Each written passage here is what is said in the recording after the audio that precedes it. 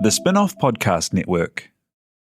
Are you making the most of your KiwiSaver investment? Generate is an award-winning KiwiSaver provider with a track record of strong long-term performance. Making a smart decision now could add tens of thousands of dollars by the time you reach retirement. Book a no-obligation chat with a Generate KiwiSaver advisor today at generatekiwisaver.co.nz/get-advice.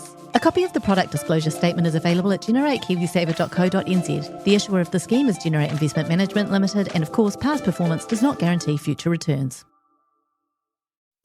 I'm Toby Manhire, and this is Juggernaut, the story of the Fourth Labour Government, a podcast in 6 parts. Doesn't give my opponents much time to run up to an election, does it? This nation is at risk. What do you think you're up to now, you perverted little liar? I could smell the uranium on it as you lean towards it. The most radical overhaul in the history of New Zealand's administration. Juggernaut, the story of the Fourth Labour Government, made with the support of New Zealand On Air. Listen now on The Spin-Off or wherever you get your podcasts. Kia ora tātou, this is Toby Manhire from By Lunchtime. I hope you're having a lovely summer so far. This is one of a selection of reissues from our politics podcast, By Lunchtime. What you're about to hear is from March, when the Labour Party released a housing package to solve all the troubles in a beleaguered housing property market. The National Caucus was discussing fluoride. At the time, Judith Collins was the leader, rather than Christopher Luxon, although we do talk a bit about Christopher Luxon in this podcast, as well as travel bubbles and Police 10-7, and we're blissfully unaware of the lockdown to come. Kia ora. Did you not get any of that? Look, I was respecting your privacy. Oh my God, lost forever. No, so you missed all the bit about the nudity in the studio and the police. And, my deepest regrets. Yeah, I was trying to protect your, protect your sources, protect your privacy. We don't care about the any lost of that. session. No, we don't. Okay.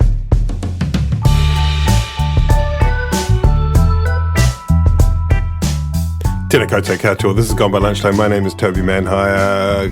Good morning on Tuesday, the March the 30th to Annabelle Mather. Kia ora. Tēnā koe, tēnā kōrua, tēnā tātou. Tēnā tātou e te ao whānui, te ao huri. Kia ora rā. Covered everybody there. Yep. And Morena Ben Thomas. Morena, end of the tax year coming up, a special occasion. Yes. If I've seen you in the last year, and don't be surprised if you get an email from me asking for a receipt from lunch we had, or a surprise invoice for $450 of my time. Oh, I'd love that. Love a late invoice. Thanks to Flick for keeping this podcast lights on. Thanks especially to members for being fantastic and allowing us to do what we do. Thanks to Jonathan, who is making all of the technology and audio work for us. I kind of thought maybe we should just talk about the ship, the stuck ship. I'm down for that. I've maybe actually we should been just up the do Suez 2 Canal. solid hours on the ship in the Suez, the stuck. Do you think? Yeah, That's much more interesting than talking about I'm here for housing that. and erections. No, it'll like the ship itself inexorably drifting into the side of the canal. Our podcast too will be blocked up by analogies of it to the National Party or to New Zealand housing policy. Okay, so will you do some extended metaphors, extended stuck ship metaphors in your searing analysis? You'll just be digging away at the sides like a tiny bulldozer, trying to get back to nautical ideas. Have you been a bit obsessed with the ship, Annabelle? Or I haven't had time to be as obsessed as I would like to be with the ship. But I'm interested in it because my dad was a merchant seaman when I was a kid. He was a radio officer, so he actually went up the Suez Canal in the 80s. Yeah. How many times did he get stuck? I don't think he ever did, to be fair. Kiwis batting above our weight on the world stage. Yeah. I know it's sort of been done to death, and there are sort of memes everywhere, but I feel one of the reasons I'm obsessed with it, not that I've been deep in the detail, but I keep on thinking about it. Like I had a dream that Phoenix Foundation did a song about it, and I feel like there'll be lots of songs about it. But it's because I think there's it's like both this sort of macroeconomic globalization blah blah blah thing about how one blockage can send the whole world's supply chains and this advanced capitalist society into meltdown. But also, it's like you feel like, oh shit, I could have done that. Just just back your car into a bank by accident. But why do you want to bring up another band though in front of Jonathan? Oh, so rude. Sorry, Jonathan. I didn't. Jonathan, will you write a song about the boat? There's plenty of current affairs to go around. I reckon we'll find something. But Ever Given is a very good name for a song. Extremely poetic, yeah. Okay. Beautiful. Well, I'll write the lyrics and then I'll auction them off between New Zealand's and see if I can raise $3. The housing package, which had been much trailed, and the talking points are very clear because Jacinda Ardern said several thousand times, this is not a silver bullet, but it was designed to tilt the balance, and they were pulling every lever they have. And when it was announced, I think it was it last Wednesday? Last Tuesday, Wednesday. Last Tuesday, Wednesday. Tuesday. I remember looking at the releases that came through. It's now 1 week since the housing crisis was solved. Right. And like looking at the list of stuff, it seemed underwhelming, and a lot of people said underwhelming. It did seem underwhelming, but I didn't think what I just didn't understand really was what a big deal that interest deductibility thing was, and so there was that response from some of the landlord representatives and stuff saying it was crazy and bizarre and insane, and clearly that has been. I mean, I don't think it was a loophole, but it was clearly a function of the system that was being whether exploited or just used, taken advantage of by people who had several houses. I mean, in simple terms, that when all of the interest, which is already very low, a large part of that you were able to write off for tax purposes. But when you say interest is low, if you're a highly leveraged investor who's borrowed a lot of money, and we know from reporting from interest.co.nz that 40% of investor mortgages are paid back interest only. So when you get to deduct a third of your interest as a tax expense, or when you get to deduct your interest as a tax expense, that means you're only paying 2/3 of your whole mortgage, essentially. Yeah. So that does obviously give investors like a huge advantage over owner-occupiers. And so this does really change the maths a little bit, depending on, for a $500,000 mortgage, it might mean another $5,000 a year for an investor. Now, if you're a law partner who, pulls in a huge salary, has a couple of investment properties, but can take that hit out of your considerable income that you'd otherwise be putting into Sharesies or KiwiSaver or buying a small island nation, you would do that because the capital gains you'll get will outweigh, the cost of the extra interest you're paying. And as Bernard Hickey pointed out again on his podcast, When the Facts Change, which is now running, and if you're not already, everyone who listens to this podcast is intelligent and informed enough to already be on it, but if by some chance you've missed it, do follow it. It's a fantastic new podcast. But as Bernard has pointed out, the implicit, tacit, even maybe explicit guarantee that house prices would not drop, that they were a particular market, and combine that with those advantages available for investors it has been, I don't know if it still is, Annabelle, just a very rational thing for people to do with their money. Yeah, but it's so bad for the economy, because you're not helping create any new business, and all this talk about the incredible service that mum and dad landlords supply. Firstly, there's nothing special about you being a mum or a dad, and you're not providing any special service. Like, you didn't, 9 times out of 10, you didn't build the house. You're not there like smoothing down the pillows for the renters. There's actually nothing special about what you're doing. You're just holding up housing stock that could be being bought by owner-occupiers or first home buyers or whatever. So I think we really need to start challenging this rhetoric about how we should all be grateful that landlords are out there buying up houses for people to rent, because actually they're the problem.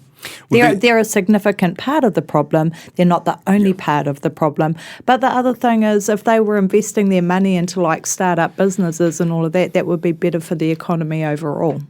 And I guess that's the thing, is that up to this point, the rational, when they look at the options, the pure economic rational decision has been to put it in houses. And what they're trying to do is provide some kind of shock to the system to make people reconsider that. And on a very surface level, the fact that Andrew King and co are freaking out suggests that might work. Yeah, so we've heard from some landlords, there was one old codger in the Herald who said that he owned 12 properties and he'd be selling one to clear the mortgages on all the others. And to then avoid paying ramping up the rent. Yeah, there were some that were threatening to identify the coldest day of the year and then look at their properties. It's just, that's a real thing. The sense of entitlement and arrogance of some of those guys that speak out in the media is just breathtaking. Duncan Garner had a heart-wrenching tale of a friend of his who was so upset by this that he was going to up the rent by $135 a week on his 40 properties. Like the world's tiniest violin. And the thing is, if you are highly leveraged on 40 properties, you will have a big bill that you can't get any other way except raising rent. No, you won't, because it wouldn't kick in for 4 years. Oh, so, sure. When it takes effect. So, the earlier indications are that it will have, it looks like it will have some effect in terms of freeing up some of that housing stock for owner-occupiers. So it's important to distinguish two problems the government was trying to address. First is lack of homes, which is the big problem in New Zealand. Not enough houses for the number of people who need to live. What they call the supply side. The supply side. Then you've got the demand side, which is we're also a supply problem for first home buyers, which is that they're getting edged out of the market by investors who have these tax breaks, who have high equity in all of their properties because of the crazy market. So the interest deductibility only really addresses that second issue. It doesn't do anything to get any new homes built. No. Except that it doesn't apply to new builds, because there was obviously an awareness that if you applied it also to new builds, then the people who were actually really developers would equally be hit. Well, and you want to encourage people to do. And there's mixed views on that. Actually, the most the kind of part of the most shambolic part of the announcement was that in the documentation the government released, they said that there may be an exemption on new builds. Right. But that they weren't sure, that wasn't in stone. At the same time, they said, we're passing this law in October. It will be retrospective back to this week in March. But we haven't decided yet whether new builds will have an exemption, which is why we saw this news story on Friday about developers pushing pause on various developments, rent-to-build developments. Since then, the government has come out. David Parker and Grant Robertson have said new builds will be exempt, but incredibly untidy and a lot of uncertainty there when you're talking about big retrospective changes. The other thing too is why didn't we make these changes 3 years ago? 6 years ago. Kiwi Build was going to fix everything 3 years ago. When Labor got in, they should have started instituting some of these changes then. And it's a start, but like you say, it doesn't address the issue of the lack of supply and also the huge focus on first home buyers versus emergency housing and housing for low income families. I think if you really focus on emergency housing and social housing, that also takes the heat out of the property market because it increases supply, and you don't have some of those most vulnerable families in the country, in market rentals. So they've better be pulling some rabbits out of the hat. It would take a long time for this stuff to filter through. I mean, having said that, the government would point out that they do have a pretty seriously big public house building program underway, and you can see some of that in the bits of Auckland that we live in. You know, there are kaingahora. But then there's other issues too, like, you know, rural communities, like in the far north, places like Utakura, where they're literally living in third world conditions, you know, lack of water, dilapidated housing, and yet paying the same rates as places like Kirikiri, where there's been a massive lack of investment in those types of communities. Labor did put in $1 million to help fix up some houses there, but, you know, $1 million doesn't go very far, especially when you've got bureaucrats all across driveway in Auckland. That's right. So there was also the Bright Line test, which has been increased from 5 to 10 years, which is basically the way that was probably the most expected change. That was quite heavily trailed. Treasury had advised it to be increased to 20 years, which is, I mean, the Bright Line test, which is of course a way of just determining whether or not you pay tax on your capital gain to try and stop the flipping of properties. But clearly part of the thinking behind that was a political calculation that if they had increased to 20 years, then it would be pretty much a capital gains tax by stealth, and there had been an undertaking not to do that. Although Ben Grant Robertson was on the hook and he used the language that he was too definitive. When he had an interview, at least one interview, ruled out any changes to the Bright Line test ahead of the election. Yeah, he was too definitive in that he said what he intended at the time, as opposed to.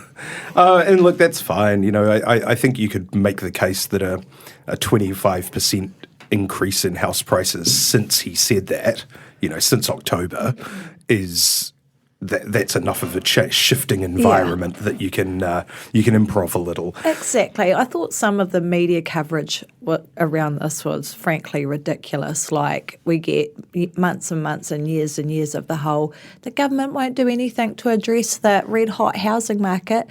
And then as soon as they do, it's like, Jacinda lied, Grant lied. It's like, bro, we're in the middle of a global pandemic that's had all sorts of freaky impacts on our economy. Would you rather they just continue to ignore that so that they weren't seen to be lying or backtracking? I don't know.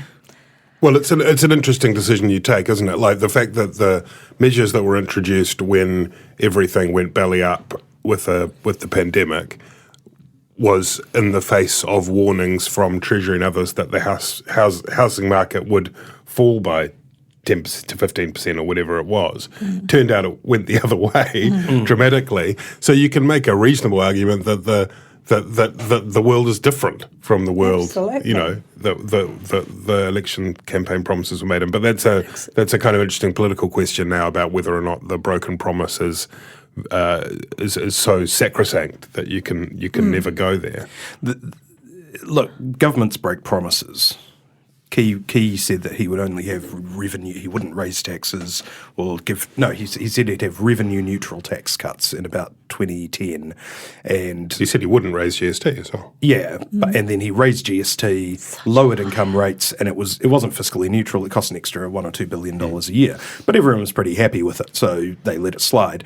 And I think same sort of situation here, if they can keep their voters happy with it. And to be fair, I think the capital gains thing, the Bright Line test thing, really is more in what skeptics might call the virtue signalling category. House price flipping is not our big problem right now. Because of low interest rates, because of, you know, you're getting zero money in a term deposit, zero interest in a term deposit. It's much more worthwhile for people to hang on to houses, get a rental stream and get capital gains than to divest. One of the problems with our housing market in terms of supply is that baby boomers are not selling their houses when they retire, which is what people expected them to do. I mean, and not to labour the point too much though, but the hypothesis of somebody who had a small amount, enough money for a deposit, could have deductible tax on a low interest rate, the scenario you painted before, where you basically don't need to chip away at the equity at all.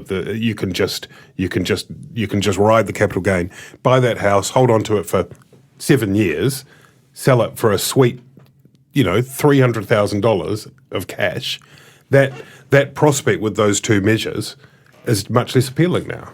Isn't it? Yeah, I don't know that anyone sort of buys a property thinking they'll sell it in 7 years in any case. No, I mean in Auckland you can make a $700,000 profit by holding on for 3 months if you bought in Grey Lynn. Yeah. Or you hold on for the long term and you collect rents, you collect long term capital gains. And look, you still. There will be people who sell with the other thing that's easily forgotten in all of this is that you only ever pay tax on the gain. It's a capital gain, right. Rather than a penalty. Anyway, blah blah blah. The other thing. It's all Richard. Oh no, what's his name? David Kiyosaki's fault. Rich Dad, Poor Dad. Rich Dad, Poor Dad. Everybody read Rich Dad, Poor Dad in the 90s and decided to become landlords. That's absolutely right. They did burn that book. Burn it. Burn the book. The other interesting thing, yes. I had predicted that the government wouldn't do anything bold on housing, but when the regulatory impact statement came out about those two major changes, which is the interest deductibility and the bright line test, there was no Treasury advice about interest deductibility. Except please hold off on this until we can figure out what it might do. And I think that implementing tax changes without having any idea what they will do is actually pretty bold. Yeah, you do have to hand it to Grant Robertson in this case. Well, I mean that's absolutely right. And Jeff Nightingale has an interesting piece that I read this morning about how it actually creates other potential. With what it will do to people who are looking for other ways to get around, and what they can do in terms of their smart tax lawyers and accountants getting around that is potentially a hazard. But at the same time, if the goal is just to kind of apply some defibrillation to the body, then maybe it did that. Yeah, look, I mean, I'm all in favour of the government waging a war of psychological terror on boomer landlords. Yes. In terms of what the actual effects of the policy will be, we don't really know. We saw on the Nation and on Q&A, Grant Robertson raising the spectre of rent controls nationwide if people didn't play ball.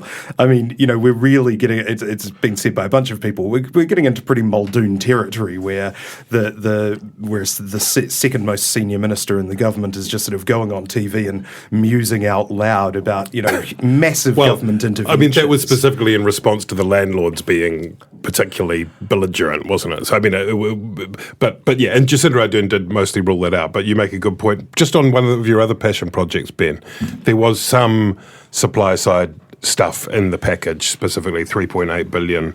For infrastructure to try and push things through where councils, it didn't quite go the full way of shutting down all the councils in the country. Which is a pity because that $3.8 billion will largely, unfortunately I think will largely be wasted because it will depend on councils wanting to, zone land for new development and then put in that infrastructure which the government will help them pay for. We've seen that local government is just terrible at this. Local government is terrible at keeping shit from spewing in geysers onto the streets. They are terrible at fluoridating water. They are terrible at pretty much anything you could think of. It would have been much more encouraging. Kāinga Ora has just become a consenting agency of its own, so it can take over council consenting duties on its own developments. The goal of urban development authorities, which was a Phil Twyford and Nick's carrying on from Nick Smith initiative, is that Kāinga Ora or these urban development authorities will take over from council roles in private developments as well. And the sooner that gets up and running, the better. Kia ora, I'm Duncan Grieve, founder of The Spin-Off. You can help us keep all of The Spin-Off's award-winning journalism free for everybody by becoming a member today at thespinoff.co.nz/donate. Are you curious about how business can be better? I'm Simon Pound, and I host Business is Boring, a podcast where I kōrero with some of the most interesting people in entrepreneurship, commerce, and making things happen. Tune in to Business is Boring every Tuesday, brought to you by the Spin-Off Podcast Network in partnership with Spark Business Lab. You mentioned fluoridation there, Ben.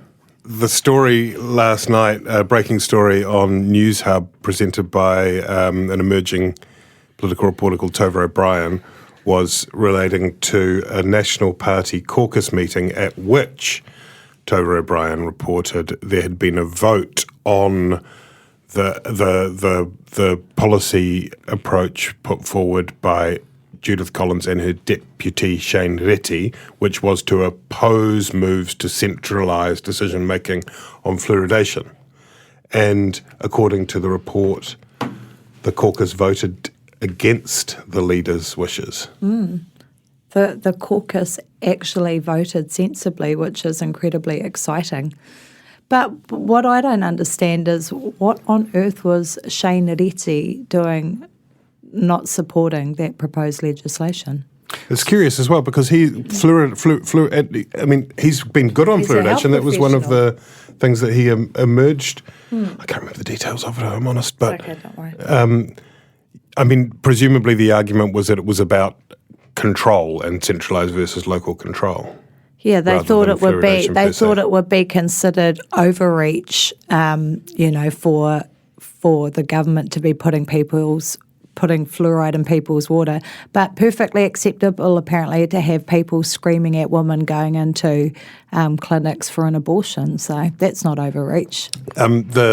It came after quite a reasonably good run for the opposition, Ben Thomas, making a certain amount of hay on Trans-Tasman bubble, promises of announcements for announcements, and I'm not sure about the housing response. And some flailing on the housing response from the government, I think. And then quite good, and then sort of targeting the mallard stuff.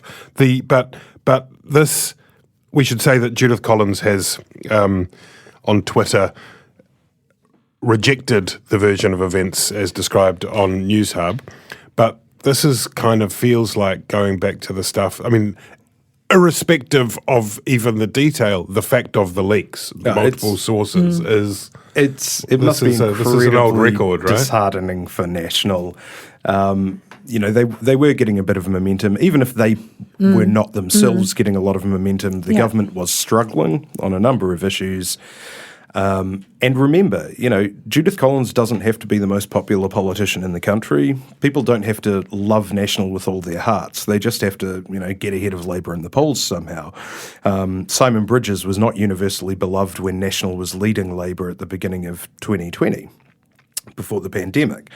But what they were was cohesive, and this is taking us back to any of a number of situations in the past. David Cunliffe with Labour, just the Todd Muller's coup, or the more likely the Jamie Lee Ross ructions, where somebody for their own personal gain or because they've got a grudge or whatever is leaking to the media to unsettle the leader. And it's so counterproductive because in a lot of these cases, it's a result of sort of ego. You have a guy like Jamie Lee Ross who sort of thinks, well, I'm a big political star and I won botany on my own steam and the leader is letting me down, so I'm going to undermine him, and whatever happens to him or the party, I'll be fine. We saw in 2020 that no one in National can assume they have a safe seat anymore. They lost some very, very blue seats last year, and that was on the strength of the shambles the party was in. If this continues, anyone in a safe seat, certainly the list MPs, can't count on having a job in 3 years' time. It's embarrassing and risible behaviour. Did you catch Christopher Luxon's maiden speech? Anybody? Well, how could you not? Because he was like... No, I just want to jump in. I just need to jump in. Are you okay? I sort of felt that. But before you even think of characterizing him as a Christian or referring to his belief in Jesus, just remember that's not all he is. He's a lot of other things. He's a CEO. He's an environmentalist. Yeah. Stop focusing on Jesus. Don't say the J word.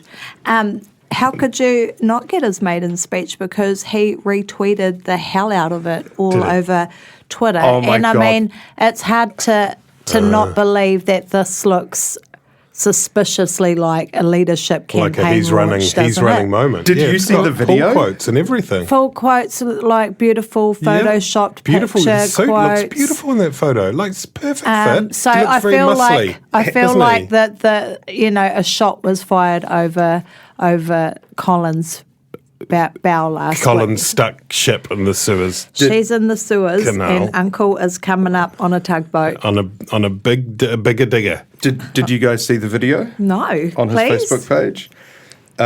It is. I'm sorry. I'm just bringing it up now. It's hard. It's got to scroll through all. We'll just cut to music. The memes. Can we have some elevator music in here? Jonathan, Oh wait, here it is. Edit, Here it is. edit point. Can we gather around Toby's Okay. mic? Just Why so- my Right, mic? I'm Okay, taking- yeah. Let's go. All right, okay, this is good. This is good content.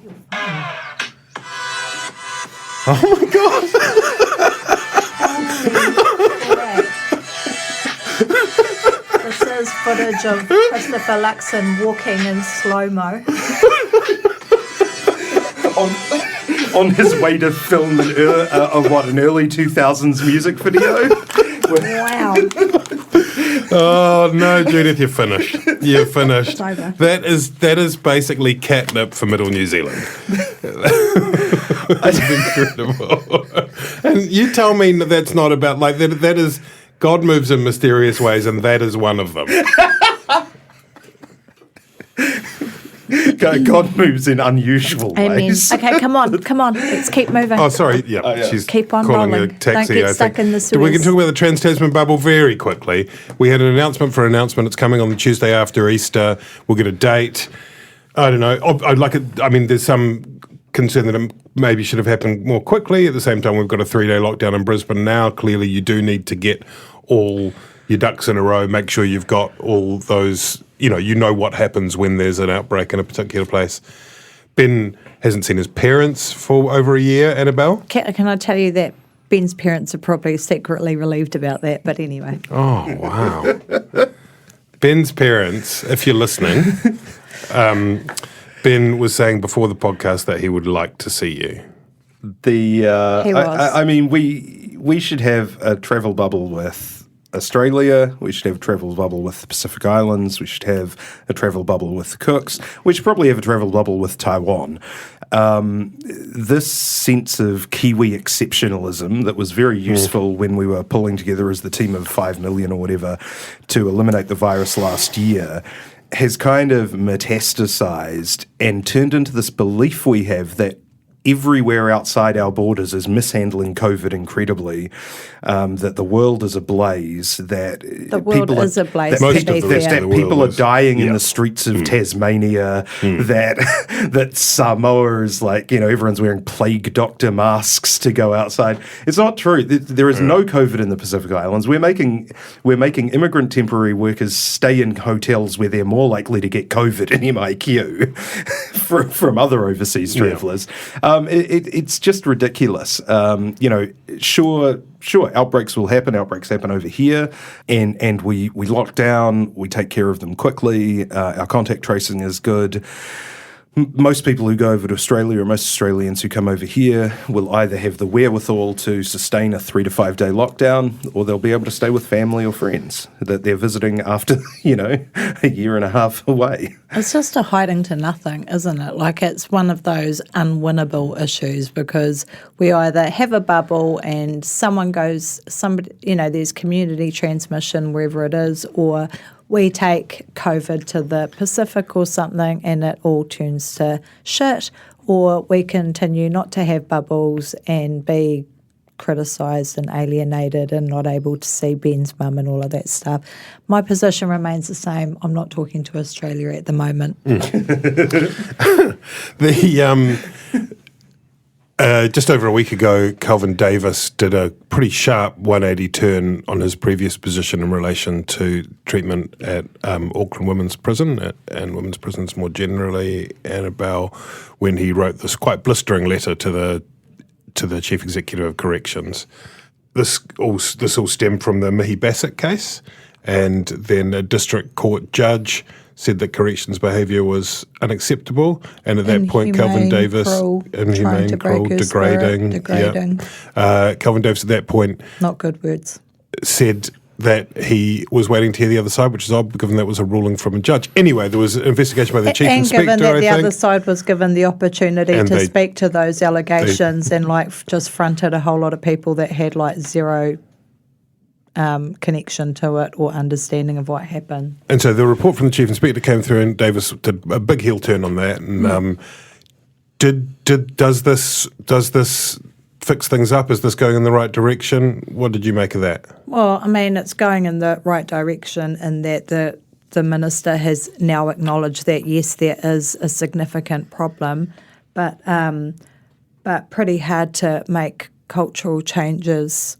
at places like corrections. I mean, only a couple of months ago, literally, Waikeria was being razed to the ground.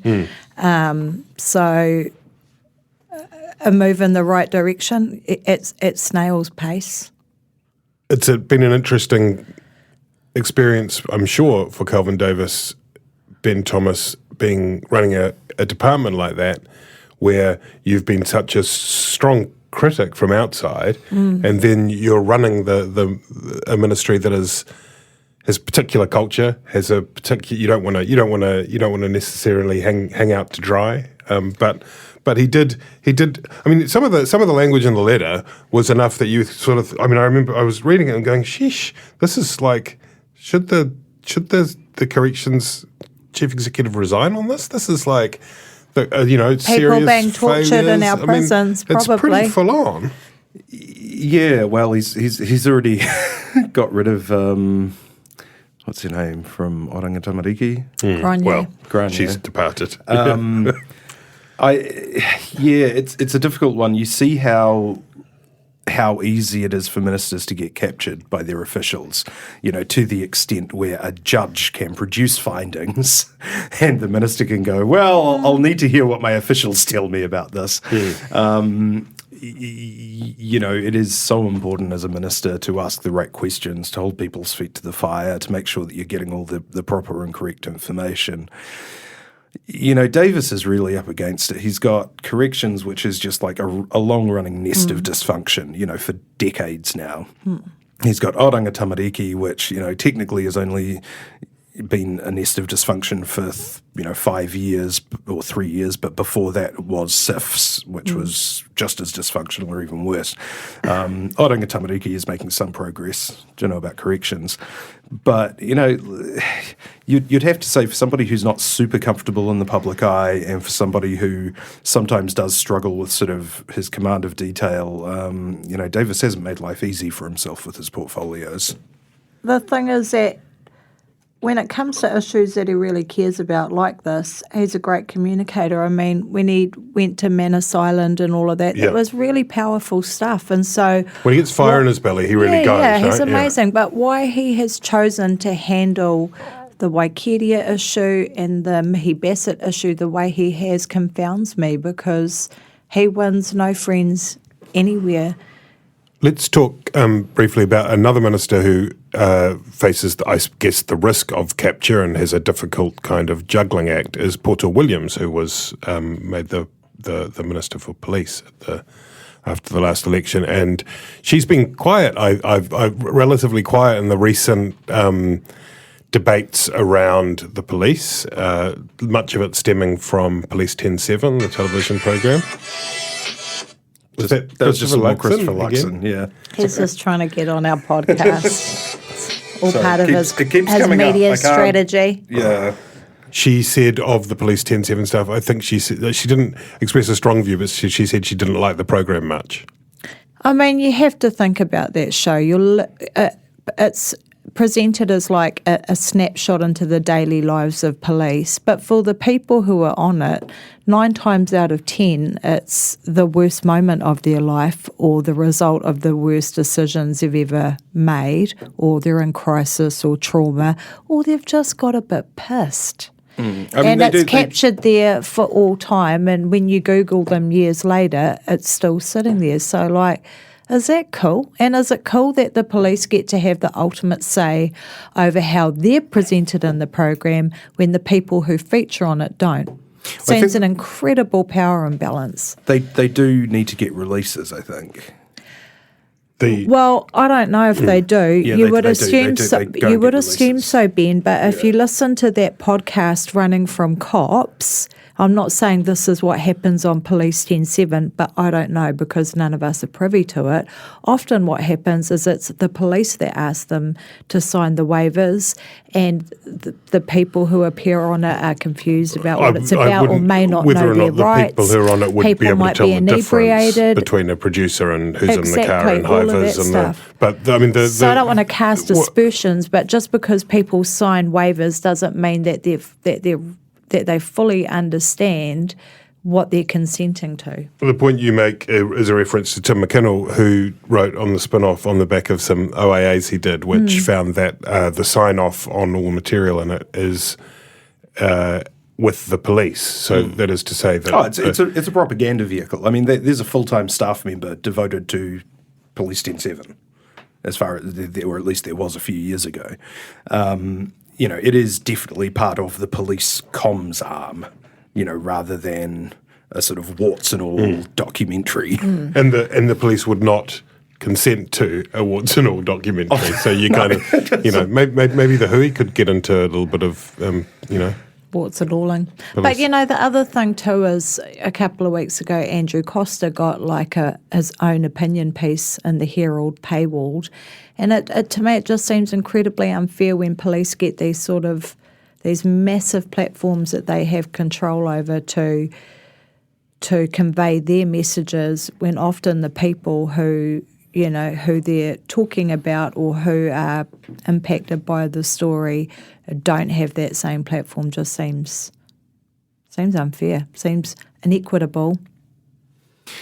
Yeah, and perhaps unjust. With the police commissioner, because they have operational independence from the minister and from the government, and that'll be the first thing that the minister and the government tell you when you ask them anything about police actions. It probably is, it's probably not a bad idea to get the commissioner in the habit of, trying to explain what they're doing, which I don't know if he did very well in his op-ed, which I think boiled down to if you have nothing to hide, you have nothing to fear from random photographing. But I don't necessarily think there's anything bad with, a sort of dialogue opening up. Yeah, but it's not a dialogue, it's a monologue. That's the point. It's not starts like you're getting a monologues. challenging interview with someone. You're just getting to state your piece and basically compare young teenage Māori kids getting their photographs taken with, the act of terrorism that occurred in Christchurch and the criticism that there wasn't enough police surveillance around it. So pretty long bow to draw, but anyway. I think we've hit our time here. Can we go out on that Luxon music again? Can you bring that up, Ben Thomas? It's gone by lunchtime. Thanks to Flick, thanks to members, thanks to Jonathan Pearce, coming to you live from the Suez Canal. This podcast is dedicated to Christopher Luxon. Got to scroll through all of the tweets again. It was going so well. More elevator music it was like and an then upbeat outro at last. Yeah. I'm sorry. Fortunately, I am an audio editing genius. Not a lot of people will know this. Yeah.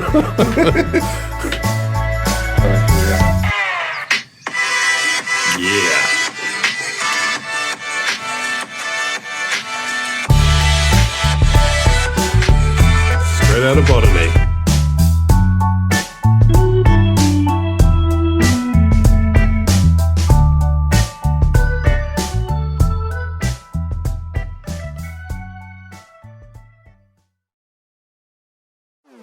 Talofa lover, I'm Madeline Chapman, editor at The Spin-Off. If you have the means, consider supporting our high-quality journalism by becoming a Spin-Off member. Sign up now at thespinoff.co.nz/donate. Kia ora e te iwi, Te Aihe Butler here, podcast manager at The Spin-Off. If you enjoy listening to our podcasts, consider supporting our mahi by signing up to become a Spin-Off member at thespinoff.co.nz/donate. The Spin-Off Podcast Network.